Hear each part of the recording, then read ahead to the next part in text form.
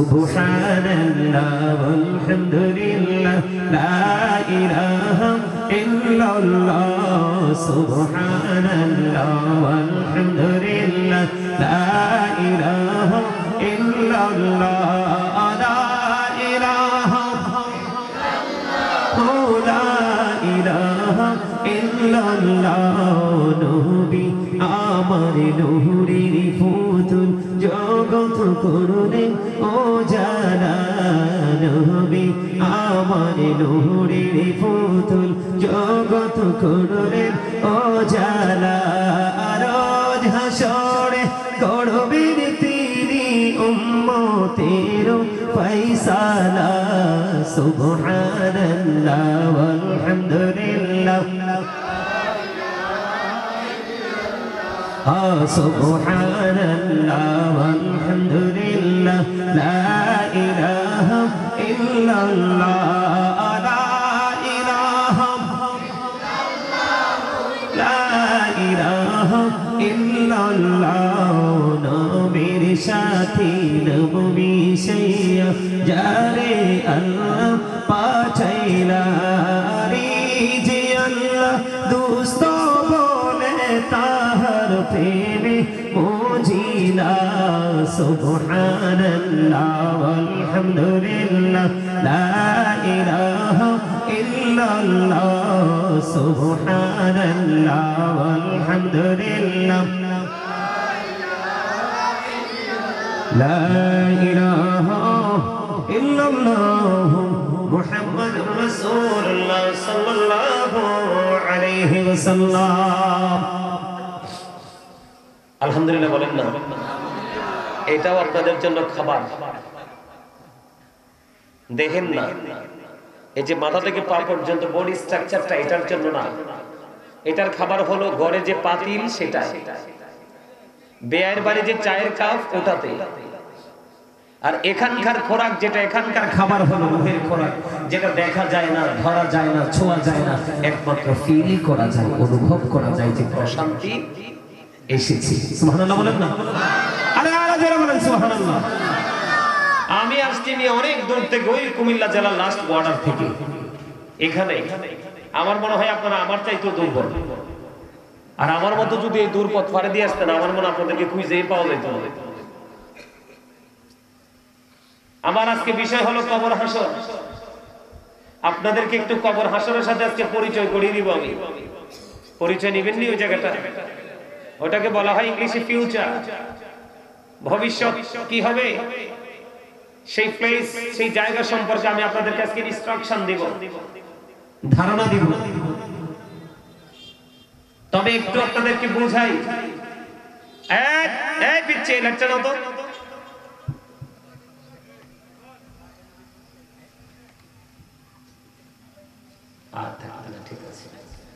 আমার কথা আমার দিকে তাকান। আল্লাহ হলো রব্বুল আলামিন, আর আল্লাহর হাবিব হলো রাহমাতুল লিল আলামিন। যিনি রাহমাতুল লিল আলামিন তিনি আমাদের শাফায়াতুল কান্দারি। সুবহানাল্লাহ বলেন না। আমার রাসূল আপনাকে আমাকে কাল হাসরের ময়দানে কি করবে? সুপারিশ করবে। কোন নবী বিচার করবে না, একমাত্র আমার আপনার নবী করবে, এবং সেটাই গ্রহণযোগ্য হবে। আমি সেই নবীর সাথে দেখা করতে চাই কি চাই না? সবাই চাই। চাইতে হলে নবীকে ভালোবাসতে হবে। নবীজি বলেছেন, বিলিভার্স লাভ দ্য প্রফিট। ঈমানদাররা নবীজিকে ভালোবাসবে। Hypocrites don't love the profit. মুনাফিকরা নবীকে ভালোবাসবে না। খেয়াল করবেন কথাগুলো।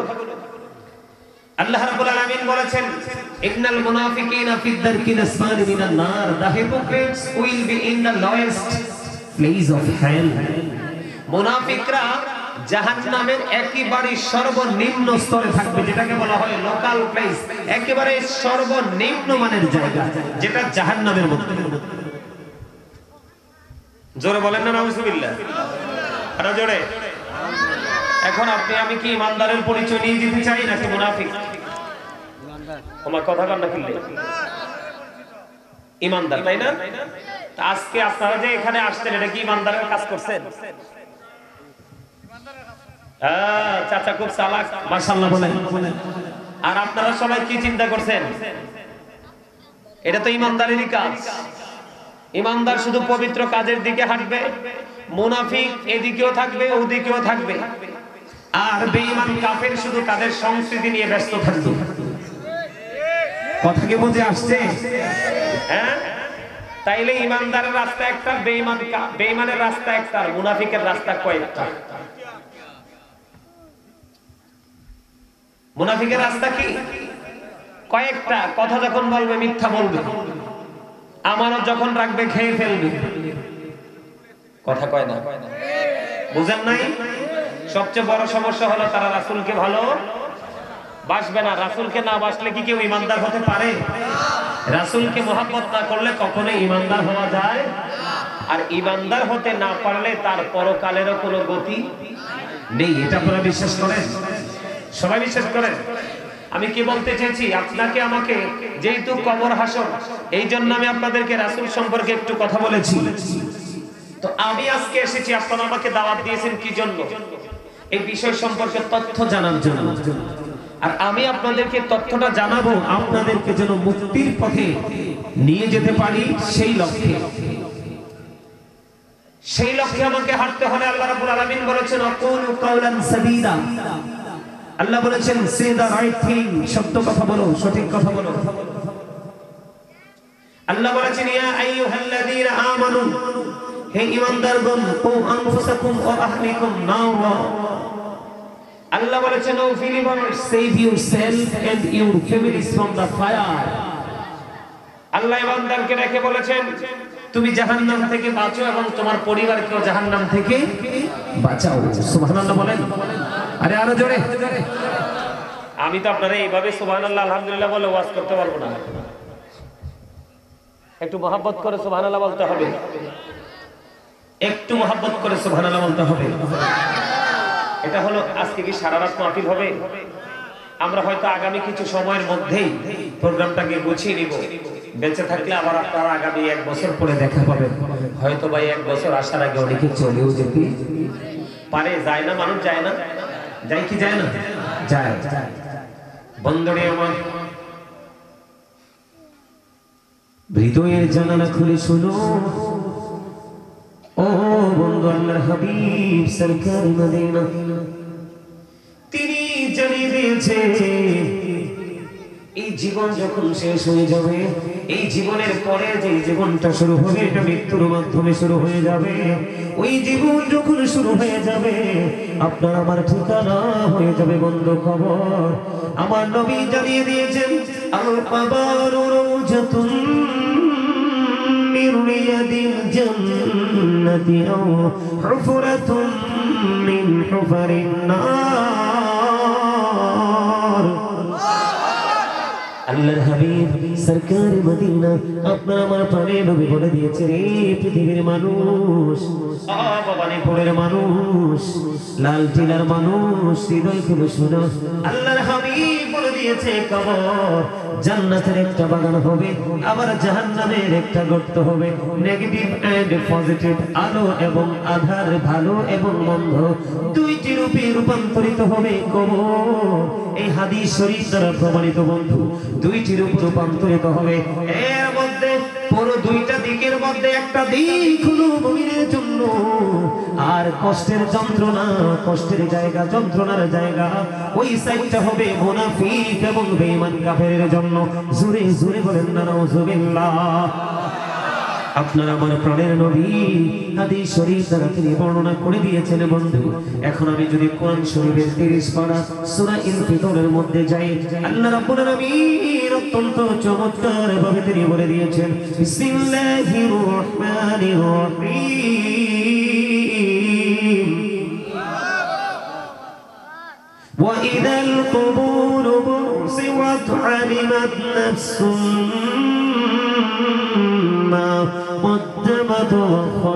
আল্লাহ রাব্বুল আলামিন বলে দিয়েছে কবরটা যখন ওপেন হয়ে যাবে, আপনার আমার জীবনে কি কি করেছি আর কি করিনি সব কিছু আমরা বন্ধ প্র্যাকটিক্যালি দেখতে পাবো। আপনার আমার সামনে সবগুলো দৃশ্যমান থাকবে, কোনো কিছুই সেদিন অদৃশ্য করা হবে না। বন্ধুরে আমার, এই জন্য আমি আয়াত আপনাদের সামনে তুলে ধরেছি, এই জন্য তুলে ধরেছি, তার কারণ হলো আমরা হয়তো মনে করি মানুষকে ফাঁকি দিতে পারলেই মনে হয় বেঁচে গেছি, ঠিক কিনা বলেন?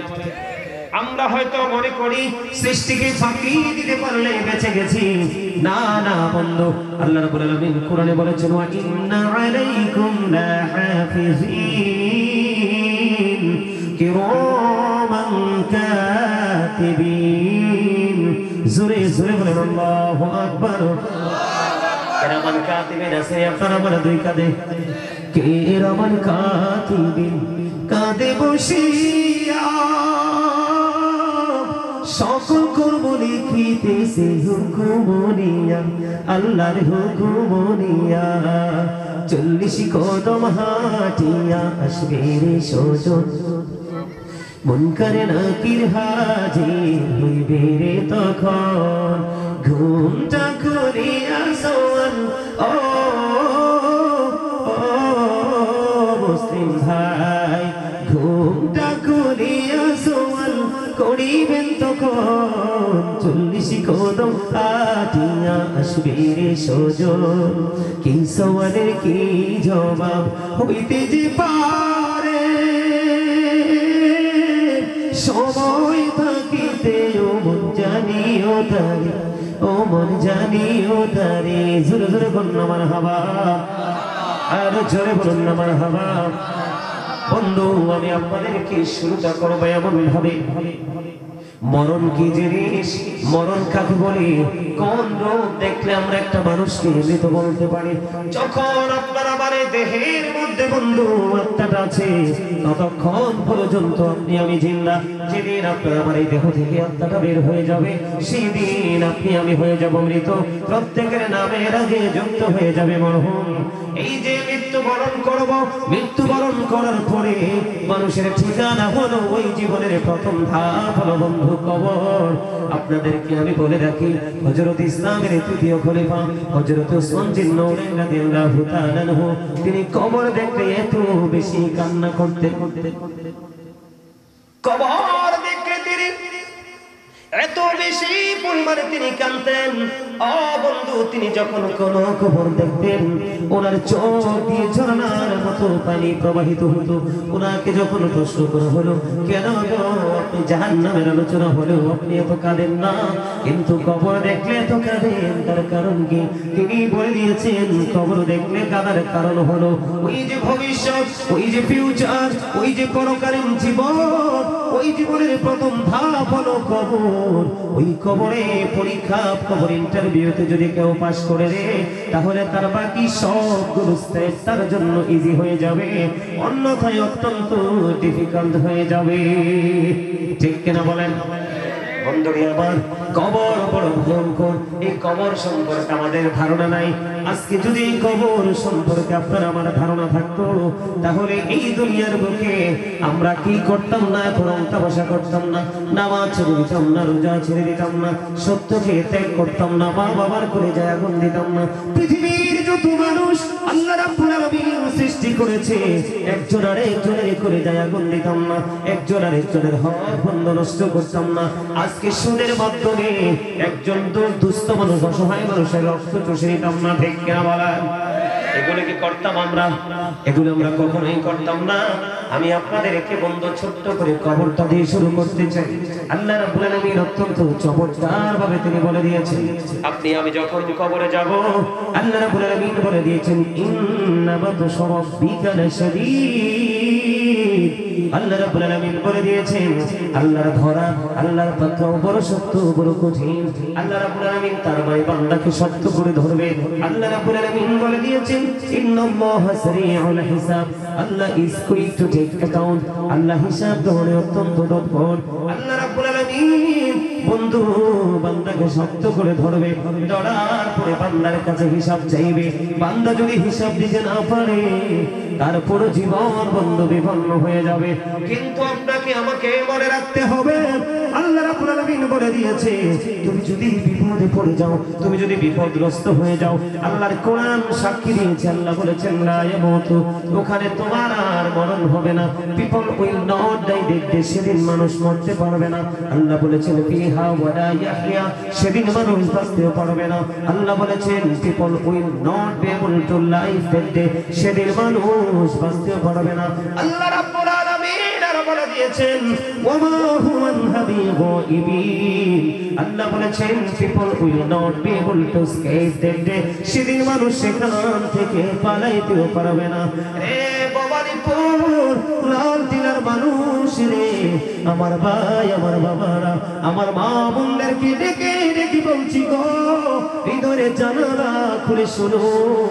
ও বন্ধু, আল্লাহর হাবিব বলেছেন কবরটা জান্নাতের একটা বাগান হবে, জাহান্নামের একটা গর্ত হবে। ওই দিক দিয়ে কোরআন খুলে দেখলাম, আল্লাহ রাব্বুল আলামিন সূরা ফুতুরের মধ্যে বলে দিয়েছেন, আল্লাহ রাব্বুল আলামিন বলে দিয়েছে, তোমাদের জীবনের ভালো মন্দ লেখার জন্য আমি দুটো ফেরেশতা নিয়োজিত করে দিয়েছি।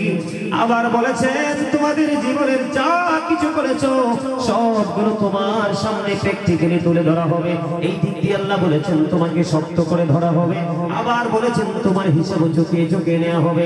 বান্দা ওই দিন তুমি বাঁচতেও পারবে না, মরতেও পারবে না, পালাতেও পারবে না। আল্লাহ আপনারা বলেছেন ফি আইসু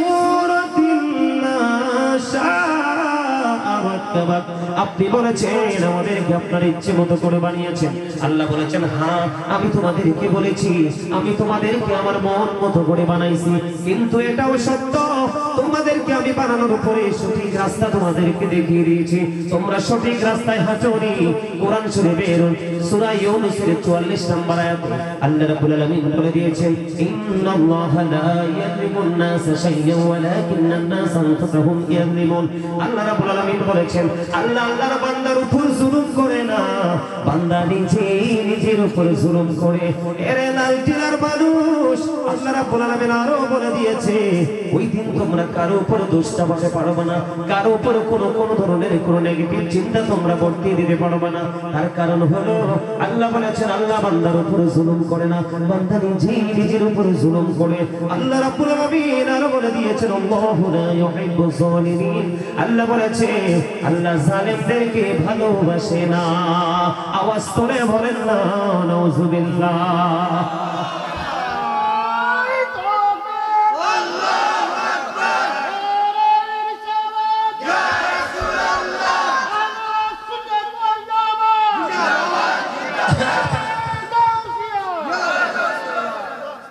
আলহামদুলিল্লাহ বলেন। আরো জোরে। আমার কথা বুঝতে অসুবিধা হবে, খেয়াল করবেন কথাগুলো অত্যন্ত গুরুত্ব দিয়ে। আল্লাহ রাব্বুল আলামিন সূরা ইনফিতরের মধ্যে বলেছে মানুষকে আল্লাহর মন মতো করে বানিয়েছে। আল্লাহ কয় মন মতো করে তোমাদেরকে বানিয়েছি, বানানোর উপর আমার মন মতো একটা রাস্তা তোমাদেরকে হাঁটার জন্য দিয়েছি। ইন্নাদ দীনা ইনদাল্লাহিল ইসলাম, তোমাদেরকে আমি ইসলাম ধর্ম দিয়ে দিয়েছি। কিন্তু তোমরা সুন্দর করে বানাইলাম, তোমরা সুন্দর ছিল না। সুন্দর রাস্তা দেখিলাম, সেই সুন্দর রাস্তায় তোমরা হাঁটলা না। এই জন্য তোমরা নিজের উপর নিজে জুলুম করেছো। আল্লাহ বলেছেন যারা নিজের উপর নিজে জুলুম করতে থাকে, আল্লাহ বলেছেন আল্লাহু লা ইউহিব্বুজ জালিমিন, আল্লাহ ওই জালেমদেরকে পছন্দ করেন না, ভালোবাসেন না। এর লালচিনার মানুষ সবচেয়ে বড় দুঃখজনক হলো, সবচেয়ে বড় অনুতাপের বিষয় হলো আল্লাহ রাব্বুল আলামিন বলে দিয়েছে ওয়ামালিজ জালিমিন মিন আনসার। আপনারা জীবনের কোনোদিন ওয়াজ শুনেন নাই? এখানে তো লেখা 15তম বার্ষিক সুন্নি মহাসম্মেলন। এই বছর সব 15 বছর চলে। কোরআন শরীফ পড়লে তো আল্লাহু আকবার বলতে হয়, এটা বুঝেন না? হ্যাঁ, এই আপনারা তো মিয়া কৃপণ। আল্লাহ কৃপণ মানুষ দেখতে পারে না। আপনি কি মনে করছেন আপনাকে আল্লাহ জবান দিয়েছে ভোট বাদাম খাওয়ার জন্য, দোকানপাটে বসে বসে চা খাওয়ার জন্য, হ্যাঁ, অপ্রাসঙ্গিক অগ্রহণযোগ্য কথা বলার জন্য, কি করার জন্য? এটাই তো জানেন না। আল্লাহ আপনাকে আমাকে জবান দিয়েছে। আল্লাহ বলেছেন ফাযকুরুনি আযকুরুকুম, remember me then I will remember you. তোমরা আমাকে স্মরণ করো, আমি তোমাদেরকে স্মরণ করব। তার মানে আপনাকে আমাকে আল্লাহ জবান দিয়েছে আল্লাহর জিকির করার জন্য। সুবহানাল্লাহ, জোরে বলেন না সুবহানাল্লাহ। এই তাবারুক দিয়ে দাও, এই তাবারুক দিয়ে দাও, মুনাজাত দিয়ে চলে যাই। হ্যাঁ আমনে তো কোন তো দাদা এরা কথা কয়নি, কোন তো আস্তে আস্তে কইব। তা আমনে যদি কোন আস্তে আস্তে কইব, তাই কইলে তো চলে কইতো। আপনারা কি আস্তে বলবেন নাকি মানানসই রেখে বলবেন?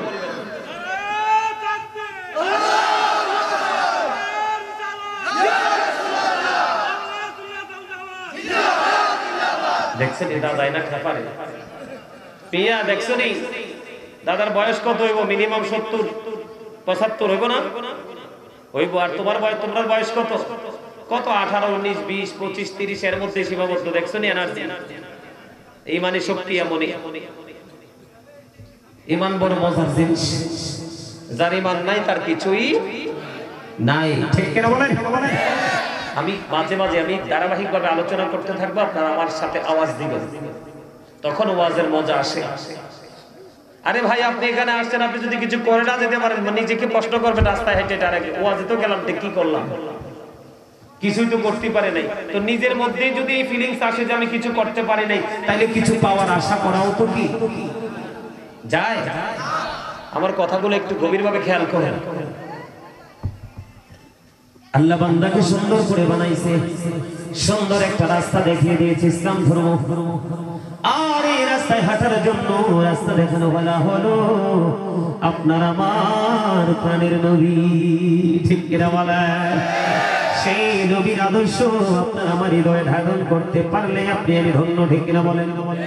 নবী নবী বলে হায় কেঁদে কেঁদে দিন যায়, পাইনি দিদার ধুমে,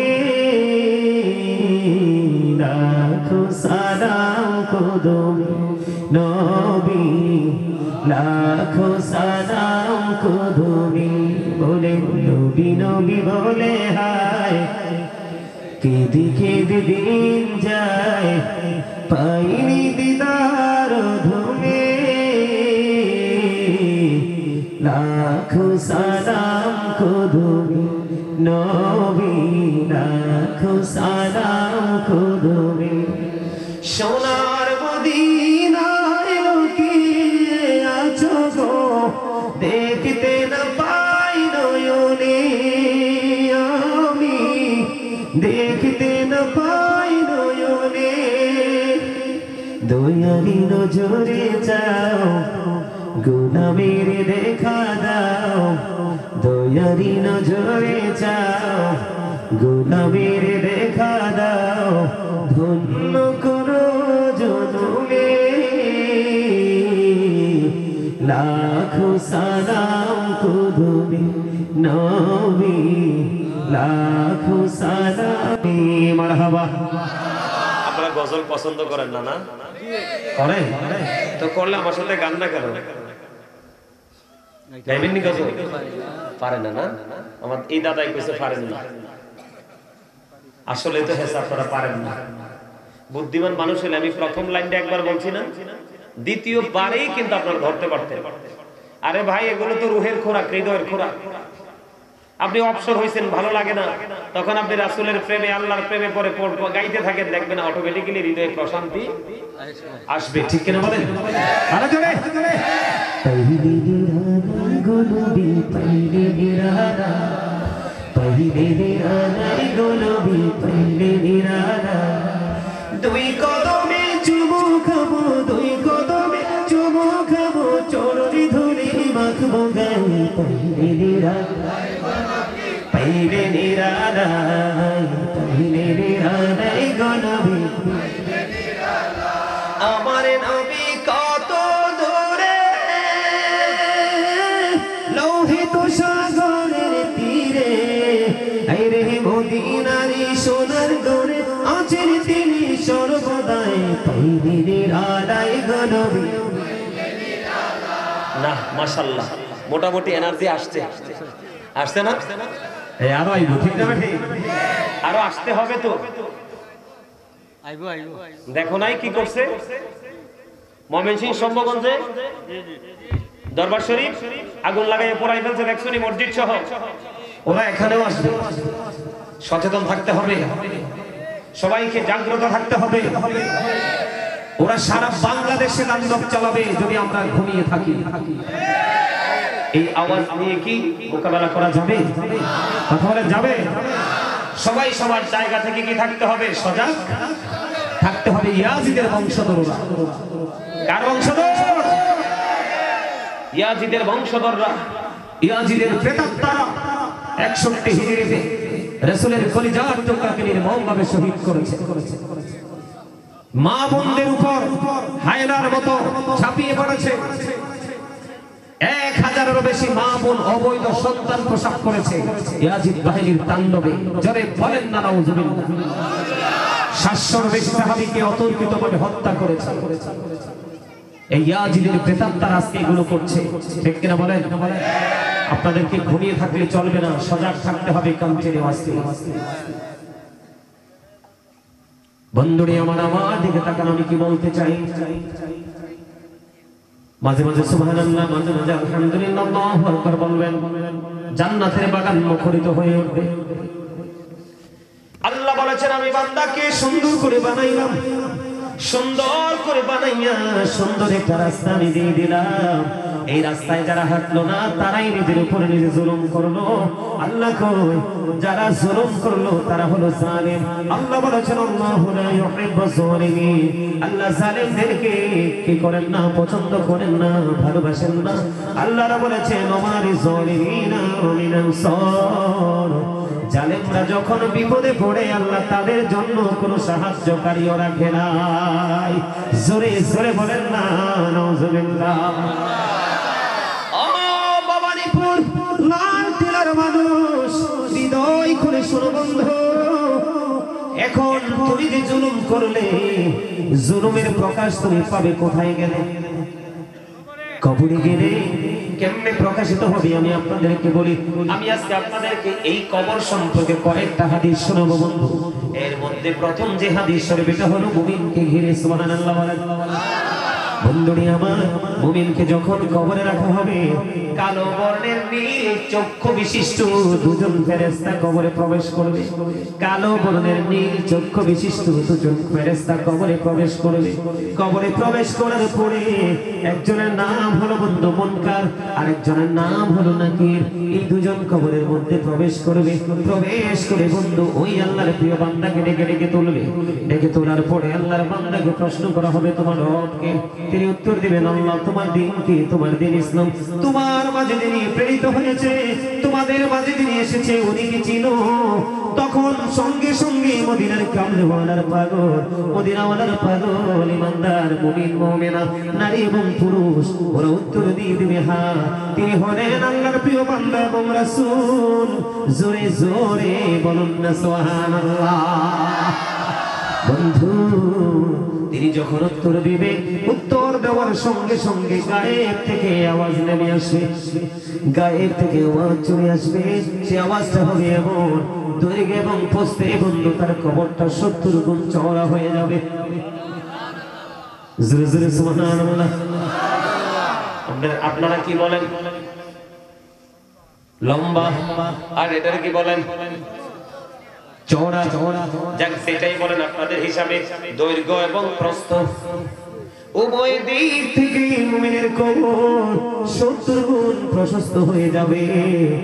আল্লাহ রাব্বুল আলামিন গায়েব থেকে ওয়াদা করবে আমার ওই প্রিয় বান্দার কবরটাকে তুমি নূরের আলোতে আলোকিত করে দাও।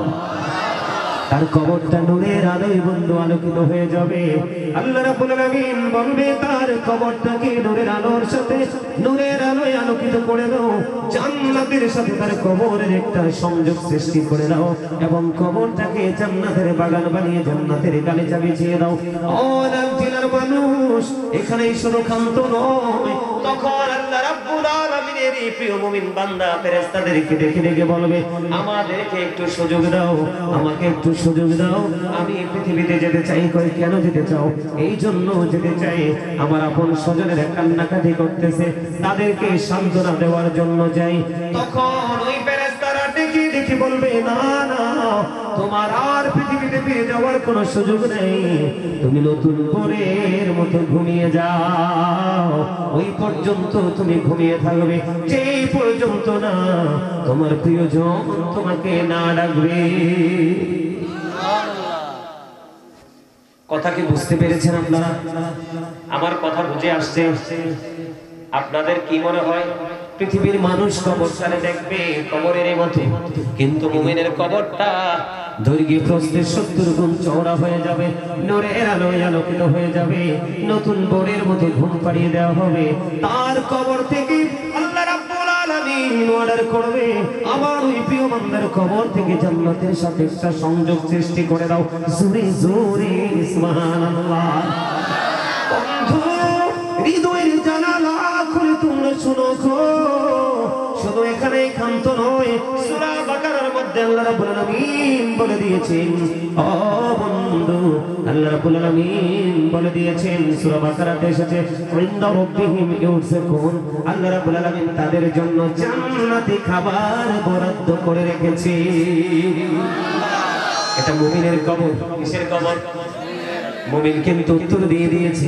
অন্য হাদিসের মধ্যে এসেছে, তাদেরকে যখন প্রশ্ন করা হবে, মুমিনকে যখন প্রশ্ন করা হবে, সঙ্গে সঙ্গে সে উত্তর দিয়ে দিবে। উত্তর দেওয়ার সঙ্গে সঙ্গে গায়েব থেকে কুদরতিভাবে গায়েবী আওয়াজ আসবে, আমার এই বান্দা যা বলেছে সত্য বলেছে। তাকে ফেরেশতারা প্রশ্ন করবে, তুমি এটা জানলে কি করে? ভাই, আমি আল্লাহর কিতাব থেকে জানতে পেরেছি। তখন ওই গায়েবী আওয়াজ আসবে, তার এই বক্তব্যকে সমর্থন করবে, আর ফেরেশতারা বলবে, আমরা জানতাম তোমার উত্তরটা এমন মধুময় হবে। আরো জোরে বলেন না সুবহানাল্লাহ। আমি আপনাদেরকে বলি, এই যে জিকির আপনি করতেছেন না, আমি বারবার বলি জিকির করেন বন্ধু। আল্লাহর হাবিব একদিন বন্ধু সফরে বের হলো, খেয়াল করবেন, আল্লাহর হাবিব একদিন সফরে বের হলো, সাহাবায়ে কিরামদেরকে নিয়ে হঠাৎ করে প্রতিমধ্যে তিনি থমকে দাঁড়িয়ে গেলেন। দাঁড়িয়ে তিনি বন্ধু খেজুরের দুটো ডাল দুটো কবরের মধ্যে এনে গেড়ে দিলেন। ইয়া রাসূলুল্লাহ, ইয়া হাবিবাল্লাহ, নবী গো, এই কবর দুইটার মধ্যে খেজুরের ডাল কেন আপনি গেড়ে দিলেন? ইয়া রাসূলুল্লাহ, আমার নবীজি বললেন, এই কবর দুইটার মধ্যে আযাব চলতেছে। নাউযুবিল্লাহ। ইয়া রাসূলুল্লাহ, ইয়া হাবিবাল্লাহ, প্রাণের নবী, নবী গো, কবর দুইটার মধ্যে আযাব হয় আমি বুঝতে পারলাম, কিন্তু খেজুরের ডাল কেন আপনি গেড়ে দিলেন? ইয়া রাসূলুল্লাহ, এখানে আপনার আমার জানার দরকার আছে। খামখেয়ালি করে করে বন্ধু আমরা অনেক অন্যায় করে ফেলি। বন্ধুরে আমার, আমি আপনাদেরকে বলি, দুইটা কবরের মধ্যে আযাব হওয়ার কারণ হলো, একটা হলো সুগুলখুর, মানুষের গোপন কথা শুনে শুনে চায়ের দোকানে বসে বসে বন্ধু প্রকাশ করে দিত। কিছু মহিলা আছে এলাকার মধ্যে, বেকার মহিলা, অসভ্য মহিলা আছে না নাই? এই বাড়ির কথা ওই বাড়িতে, ওই ঘরের কথা এই ঘরে আছে না নাই? এইরকম চুগুলখুর আছে, যার কারণে সমাজ এবং বাড়ি ঘর বন্ধু অশান্তির মধ্যে থাকে, আছে না নাই?